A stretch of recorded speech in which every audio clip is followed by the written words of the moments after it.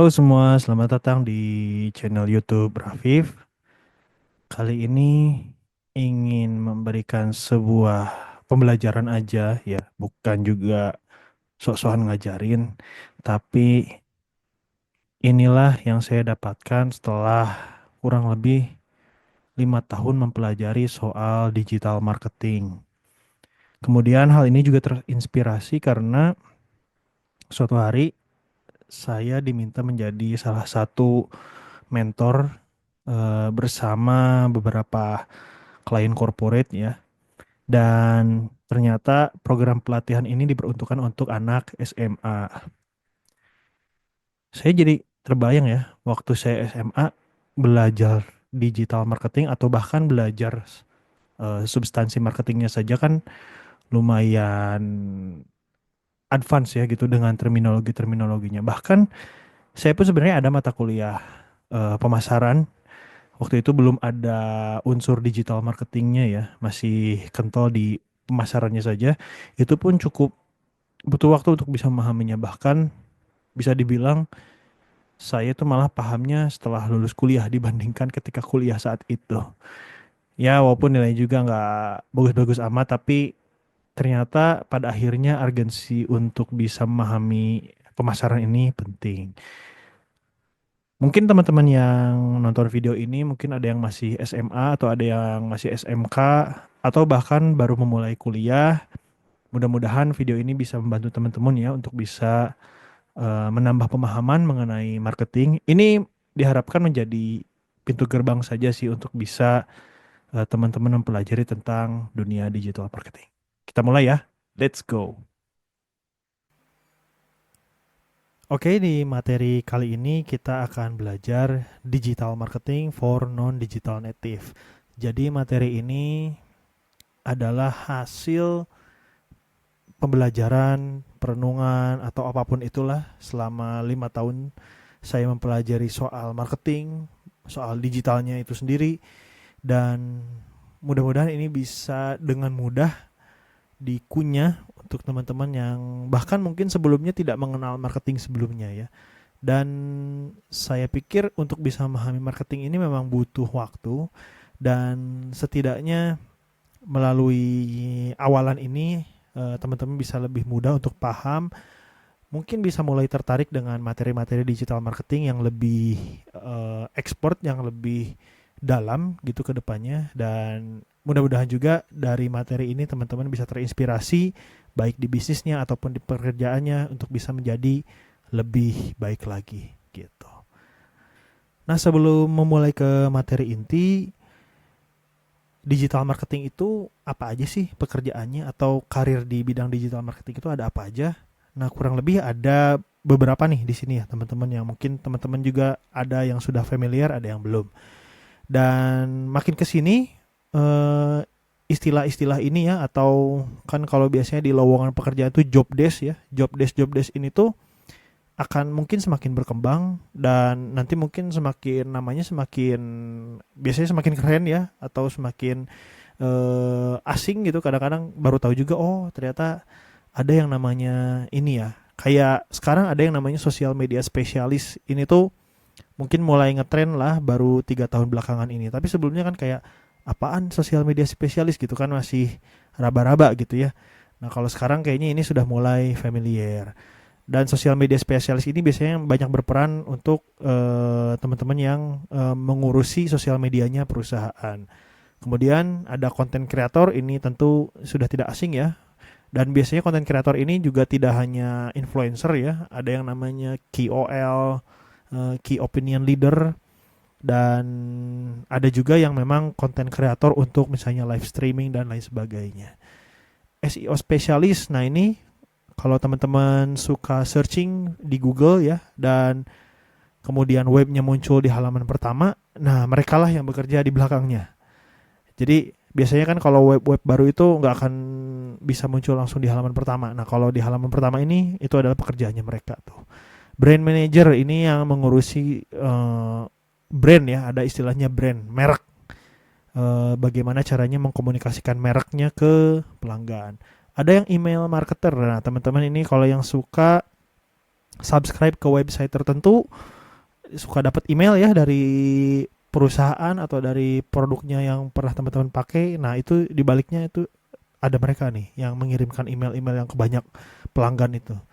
Content marketing spesialis ini biasanya teman-teman yang bekerja di bidang content marketing ya, seperti menuliskan artikel, menuliskan blog di sebuah website gitu kan. Nah, itu teman-teman content marketing spesialis. Digital advertiser ini nama lainnya ada performance marketing juga, itu biasanya yang bikin iklan atau menjalankan iklan di misalnya contoh di beberapa media sosial atau di Google atau di YouTube ya, yang menjalani iklan-iklan digital.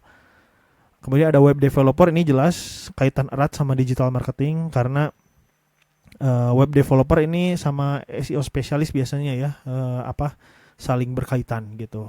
Karena kan otomatis kalau belajar web developer biasanya pasti belajar digital marketing juga sedikit-sedikit. Dan yang terakhir ini yang sangat ramai ya biasanya itu adalah copywriter.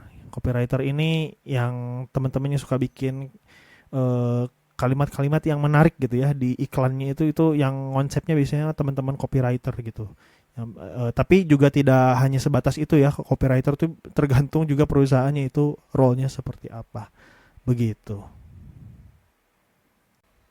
Nah, selanjutnya kenapa sih harus digital marketing dan kenapa digital marketing itu penting? Sebelum juga mendalami langsung ke intinya, kita semua ini hidup dalam tentu berkaitan erat lah dengan yang namanya ekonomi, dengan yang namanya hal-hal yang berkaitan dengan proses produksi dan lain sebagainya. Dan salah satunya adalah kita semua tidak akan lepas dari yang namanya bisnis. Dimana baik bisnis itu adalah kita yang punya sendiri ya, kita sebagai business owner, atau kita bekerja di perusahaan orang lain.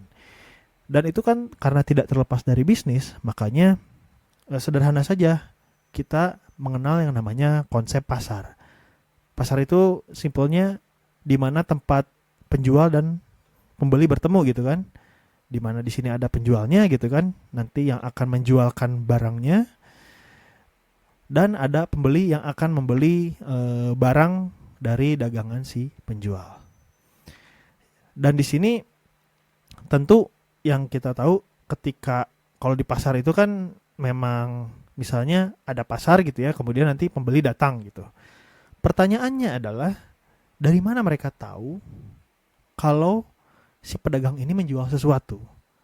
Atau mungkin ada pertanyaan yang lebih mendasar lagi, dari mana mereka tahu kalau ada pedagang ini gitu? Nah, itu tentu caranya banyak ya.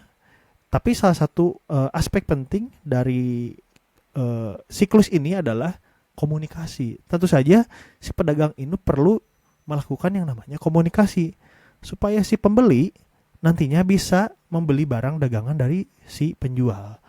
Begitupun sebaliknya. Gimana caranya si pedagang bisa mendapatkan pembeli? Nah, itu kan ya si pedagang harus rajin-rajin menginformasikan, terus memberikan informasi yang menarik dan lain sebagainya ke si pembeli agar tertarik untuk membeli barang dagangannya mereka. Jadi makanya marketing itu kan secara bahasa Indonesia itu artinya pemasaran ya. Makanya market itu pasar. Dan konsepnya berasal dari konsep pasar ini gitu. Dan makanya di bisnis itu tidak lepas dari yang namanya konsep pemasaran secara umum gitu. Nah, teman-teman mungkin tahu ya brand ini ya, saya pinjam brand Indomie ini sebagai studi kasus saja. Nah, pertanyaannya teman-teman tahu dari mana coba? Kalau ada yang namanya mie instan yang namanya Indomie. Nah, biasanya kan minimal dari keluarga ya, dari ibu atau dari ayah, dari kakak, dari adik gitu kan. Nah, itu teman-teman biasanya taunya yang ini kan. Nah, kemudian teman-teman kemudian besar, dewasa sedikit gitu ya, banyak main, ternyata oh ada juga mie goreng rasa rendang gitu. Nah, proses teman-teman bisa mengetahui hal ini itu kan Indomie itu melakukan yang namanya komunikasi, melakukan yang namanya pemasaran. Makanya sebesar brand sebesar Indomie saja masih melakukan pemasaran, teman-teman. Apalagi kita atau mungkin teman-teman yang baru di sektor bisnisnya yang baru mulai, itu penting banget untuk bisa memulai yang namanya marketing. Dan disinilah saya bisa menyimpulkan bahwa peran pemasaran itu seperti apa sih? Peran pemasaran itu ya simpel kan, makanya cara para pelaku bisnis untuk berkomunikasi dengan pelanggan. Disinilah penting banget fungsi-fungsi dari komunikasi ya, seperti misalnya kita ramah sama pelanggan, kita menawarkan pelayanan yang terbaik, produk yang jujur. Itu unsur-unsur komunikasi itu harus kita terapkan selama melakukan pemasaran ini. Dan yang paling penting, kita jangan juga melakukan pemasaran-pemasaran atau komunikasi yang sifatnya menipu ataupun apa yang disampaikan atau apa yang dipromosikan itu malah tidak sesuai dengan produknya, begitu. Dan itu makanya penting pemasaran itu kita pahami sebagai komunikasi. Selanjutnya kita mulai mengenal digital marketing itu dari masing-masing katanya dulu ya, yaitu dari kata digital dan kata marketing. Nanti di marketing sendiri pun sebenarnya terbagi menjadi dua lagi ya. Ada yang namanya marketing digital marketingnya ya, dan juga marketing konvensional. Nah, digital itu apa sih, teman-teman? Digital itu adalah segala sesuatu yang berkaitan dengan teknologi. Dan produk-produk teknologi itu macam-macam ya. Dan biasanya tidak jauh dari dua hal ini. Yang pertama adalah aplikasi ya, aplikasi atau software yang biasanya itu kita dapati ya di gadget atau di handphone atau di laptop yang sehari-hari kita pakai. Itu ada aplikasi-aplikasi digitalnya gitu. Yang kedua dari website, di mana makanya marketing itu biasanya berperan di dua platform ini nih, sebagian besar gitu ya. Dan nanti bentuknya secara khusus bisa berkembang macam-macam gitu. Itu secara singkat definisi digital. Sedangkan marketing definisinya adalah, ini saya mengambil definisi dari para ahli yang kemudian saya rangkai lagi ya, yang mudah-mudahan bisa mudah dipahami oleh teman-teman. Proses untuk memasarkan sebuah nilai value agar pelanggan puas dan bisnis menguntungkan profit. Di mana di sini ada 3 kata kunci ya, value, happy, dan profit. Kenapa value? Nanti proses untuk memasarkan itu kan karena kita harus mengkomunikasikan ya. Pelanggan itu harus tahu kita tuh dapat manfaat apa sih dari produk kita. Nah, itu di value nih. Dapat manfaat apa, kemudian dapat fitur apa, itu ada di value semuanya. Dan apakah produk yang ditawarkan akan buat dia menjadi happy, menjadi puas gitu kan? Dan kalau misalnya dia happy, dia pasti akan membayar dan memberikan keuntungan untuk perusahaan kita. Makanya ini perlu dipahami dulu ya. Jadi sebenarnya secara terminologi dari kata digital dan marketing ini punya arti yang kemudian digabungkan, berarti simpelnya adalah memasarkan sebuah value untuk bisa pelanggan puas dan menguntungkan dengan cara-cara teknologi gitu. Digital marketing kurang lebih definisinya seperti itu. Nah, kemudian apa sih bedanya pemasaran digital dan konvensional ya? Mungkin teman-teman pernah lihat dua benda ini ya, atau dua barang ini ya.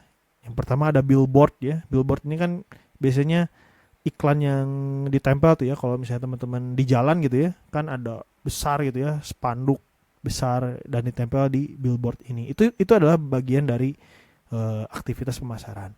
Kemudian ada yang namanya flyer atau leaflets ya. Flyer ini kan biasanya kalau teman-teman main ke mall gitu kan, kemudian ada pameran, orang-orang ngasih flyer gitu kan. Nah, di pameran itu kan ada stand juga ya. Stand itu sendiri juga adalah bagian dari pemasaran konvensional. Kemudian yang kedua, pemasaran digital. Itu bentuknya semuanya ya ada di sini.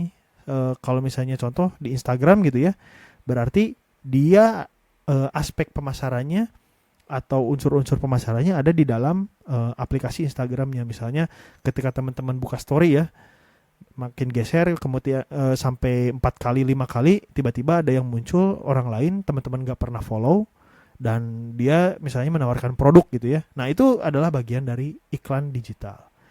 Dan apa keuntungannya digital dan konvensional dibandingkan konvensional?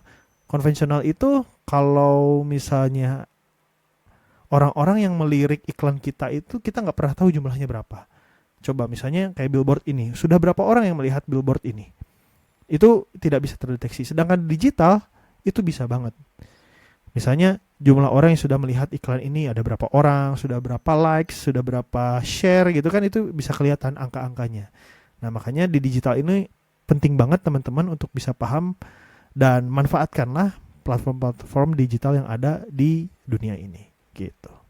Makanya di era digital ini yang namanya review itu sangatlah penting teman-teman. Review ini menjadi pertimbangan paling penting bagi pembeli di era digital. Kalau teman-teman misalnya, teman-teman yang terutama yang suka online shop ya, melihat sebuah produk yang bintang 5 pasti akan dipilih dibandingkan yang bintang 4. Makanya ini beda 1 bintang aja bisa sangat krusial ya. Atau bahkan misalnya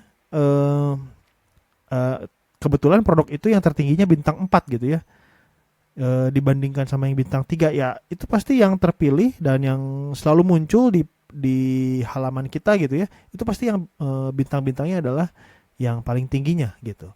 Makanya hati-hati banget ketika teman-teman membuat sebuah produk, memasarkan sebuah produk, itu intinya harus berkualitas, harus jujur ya, dan tidak melanggar hal-hal yang tidak diperbolehkan oleh norma masyarakat gitu. Makanya penting banget review dari customer ini gitu ya, menjadi bentuk kepercayaannya mereka terhadap produk kita.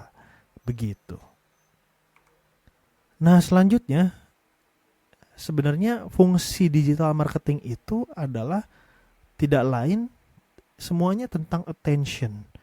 Dalam bahasa Indonesia attention itu adalah perhatian.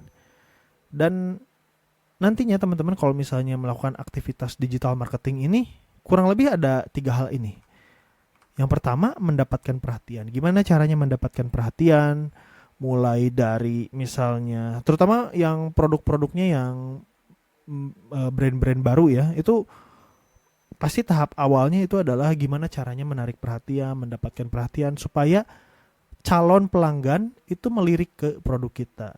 Gimana caranya dia itu kalau misalnya dibandingkan sama produk-produk yang lainnya, dia tuh berhentinya di kita gitu. Makanya biasanya proses untuk mendapatkan perhatian ini persiapannya cukup lumayan. Secara biaya juga bisa cukup besar. Atau kalau misalnya biayanya rendah, prosesnya panjang tuh. Butuh berbulan-bulan dan bertahun-tahun. Intinya harus sabarlah ketika proses dalam mendapatkan perhatian ini. Nah, kalau sudah mendapatkan perhatiannya dapat, itu ada tahap kedua yaitu mempertahankan perhatian. Sekelas Indomie yang tadi saya ceritakan, itu sudah di fase mempertahankan perhatian terus. Jadi kadang-kadang maksudnya nggak perlu melakukan yang nomor 1 ini gitu ya, Indomie itu ya. Karena gimana caranya orang tuh sehari-harinya dalam kebiasaannya, dalam rutinitasnya, kalau misalnya mau makan mie instan, ingatnya itu hanya ke Indomie. Dan Indomie melakukan hal itu kan, makanya iklan-iklan ataupun pemasaran yang dilakukan Indomie itu kalau dilihat keren-keren ya, dan memang biayanya cukup besar ya, apalagi kalau teman-teman perhatikan iklan-iklannya ada di TV ya, itu kan biaya kreatifnya mahal juga ya gitu. Maksudnya tuh tidak murah lah gitu untuk bisa mengeluarkan biaya pemasaran yang mempertahankan perhatian itu. Nah ini makanya brand besar saja melakukan mempertahankan perhatian, apalagi brand-brand yang masih pemula. Dan yang terakhir, kalau sudah mempertahankan perhatian, maka gimana caranya si pelanggan itu melakukan tindakan, melakukan aksinya untuk bisa membeli produk kita.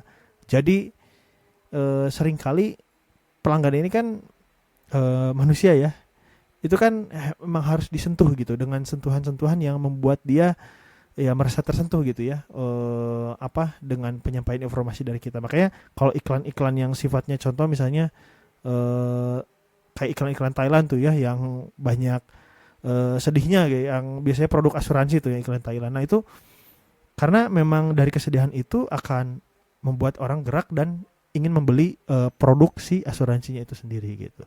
Jadi kurang lebih ada 3 siklus ini, intinya nanti bolak-balik aja, mau gimana cara kita mendapatkan perhatian, pertahanan perhatian, lalu kita bagaimana caranya supaya pelanggan itu call to actionnya ke produk kita, begitu.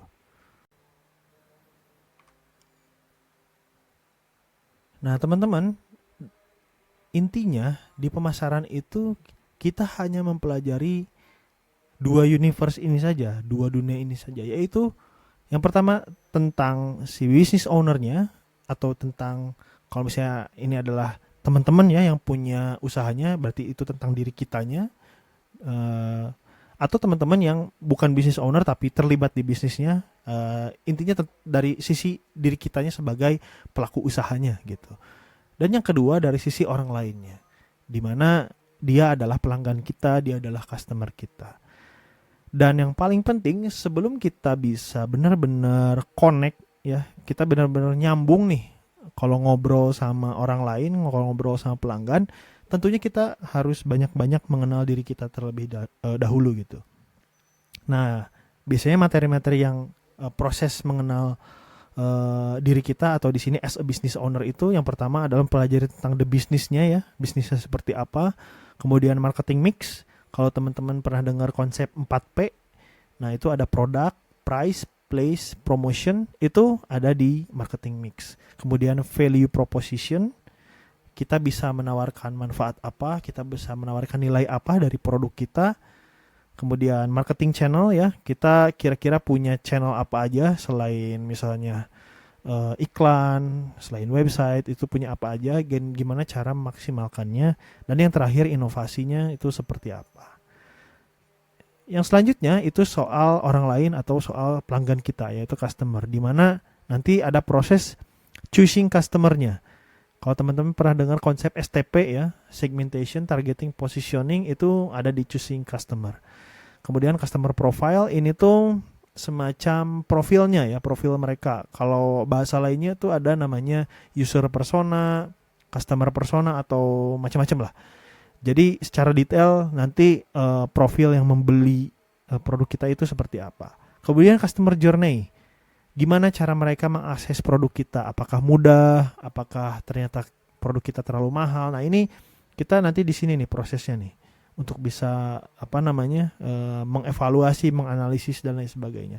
Dan yang terakhir offering ya. Nah ini offering ini sudah mulai masuk peran-peran sales ya, dimana kalau yang tadi tentang attention tadi, di call to actionnya tuh jalan banget, si salesnya tuh jalan banget, proses selling, proses jualan itu terjadi di sini. Makanya selling itu tidak lepas dari yang namanya marketing gitu. Nah kemudian selanjutnya kalau teman-teman ingin mendalami lebih dalam tentang marketing ini, mungkin bisa diawali dengan buku-buku yang saya tampilkan di sini ya.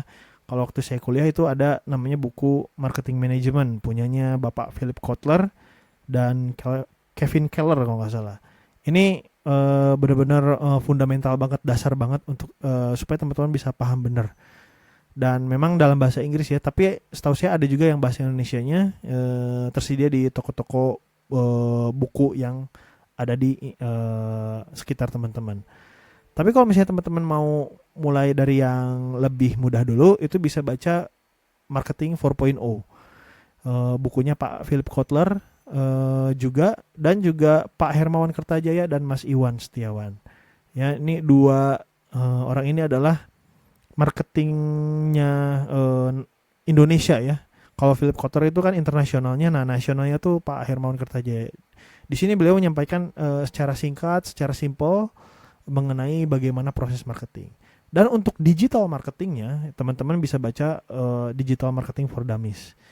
Ini juga dalam bahasa Inggris sebenarnya, tapi menurut saya di antara beberapa buku yang bahasa Inggris, ini cukup mudah untuk bisa dipahami.